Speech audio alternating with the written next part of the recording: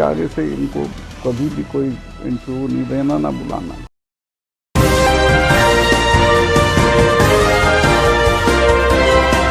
पल पल न्यूज के न्यूज रूम से मैं हूं आपके साथ नदीम अकरम।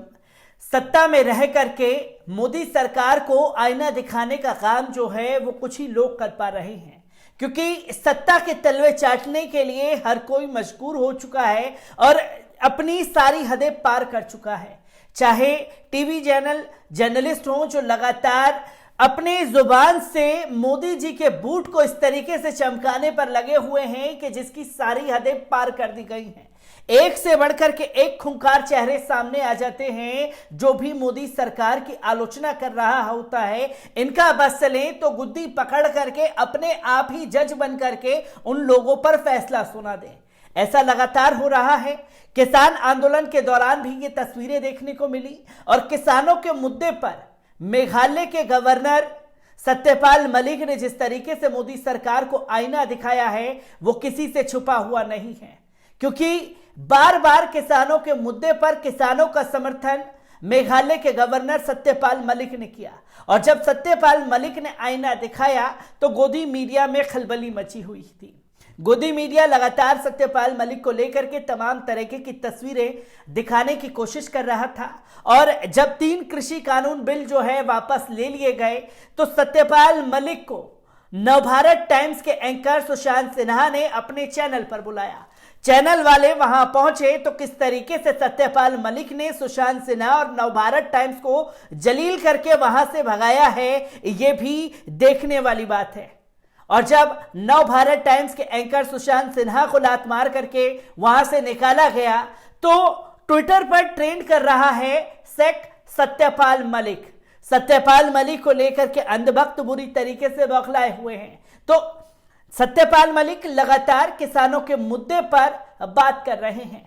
हर एक चीज को बारीकी से आपके सामने रखूंगा। उसे रखने से पहले एक अपील कि अगर ये वीडियो आप YouTube पर देख रहे हैं तो YouTube पर हमारे चैनल को सब्सक्राइब करना ना भूलिए, बेल आइकॉन दबाइए ताकि नए वीडियो की अपडेट आप लोगों के साथ साझा की जा सके। और अगर ये वीडियो फेसबुक, इंस्टा, ट्विटर पर देख रहे हैं तो इंस्टा, ट्विटर पर हमें फॉलो कीजिए और फेसबुक के पेज को लाइक करना ना भूलिएगा। अब ऐसा क्या हुआ है जिसके चलते गोदी मीडिया बौखलाया हुआ है और अंधभक्त अपने ही गवर्नरों को लेकर के अब पूरी तरीके से सक्रिय ट्विटर पर हो गए हैं, जिसमें एक वीडियो का अंश आपके सामने रखने जा रहा हूं। किस तरीके से सत्यपाल मलिक ने नवभारत टाइम्स को जलील करके अपने ऑफिस से निकाला है, पहले उस वीडियो पर नजर डाल लीजिए। आगे से इनको कभी भी कोई इंटरव्यू नहीं देना, ना बुलाना।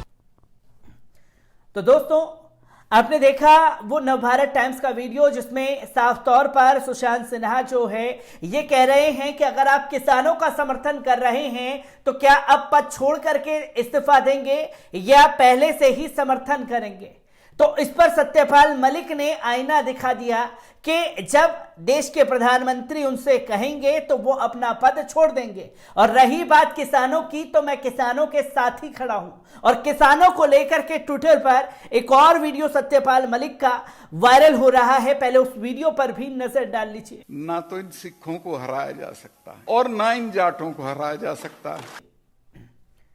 तो दोस्तों, आपने देखा कि किसानों के मुद्दे पर साफ तौर पर सत्यपाल मलिक ने कहा कि सिख कौम को कोई नहीं हरा सकता और दूसरा जाटों को भी कोई नहीं हरा पाएगा। किसान जो सड़कों पर है वो जाट समुदाय के सड़कों पर है, तमाम समुदाय के लोग जो हैं सड़कों पर हैं, पर पंजाब के किसानों ने इसकी पहल की। उत्तर प्रदेश पश्चिम से जाट किसान सड़कों पर उतरे जिन्होंने मोदी हुकूमत की चुले हिला दी। और जब चुले हिला दी तो देश के प्रधानमंत्री को भी आकर के उनके आगे घुटने टेकने पड़े। और किस तरीके से बवाल मचाया गया है नवभारत टाइम्स में सत्यपाल मलिक को लेकर के एक बार इस पूरी रिपोर्ट पर नजर डाल लेते हैं। आपको बता दें कि किसानों के मुद्दों को लेकर लगातार सरकार पर हमला बोल रहे मेघालय के गवर्नर सत्यपाल मलिक ने टाइम्स नाउ नवभारत चैनल पर एक सुशांत सिन्हा द्वारा पूछे गए एक सवाल पर कहा कि मैंने आपको इंटरव्यू देकर गलती कर दी।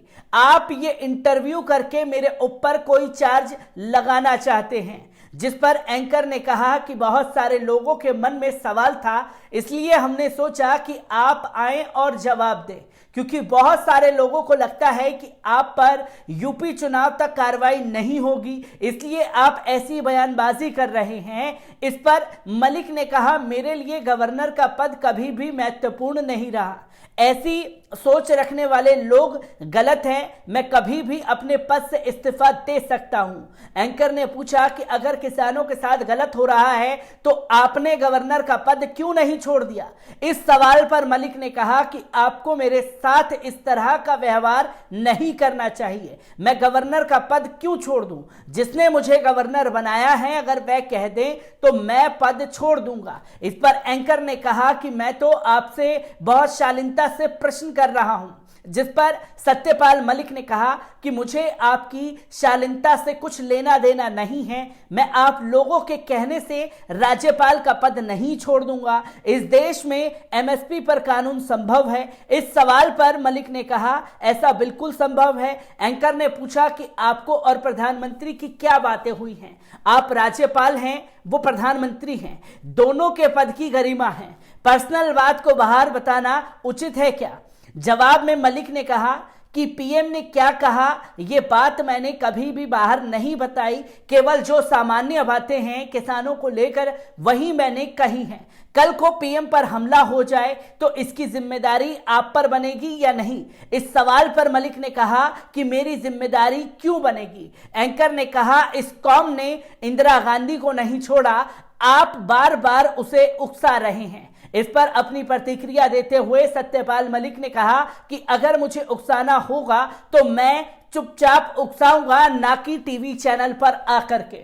और फिर माइक निकालते हुए कहा कि आगे से इन लोगों को इंटरव्यू के लिए दफ्तर में मत आने देना।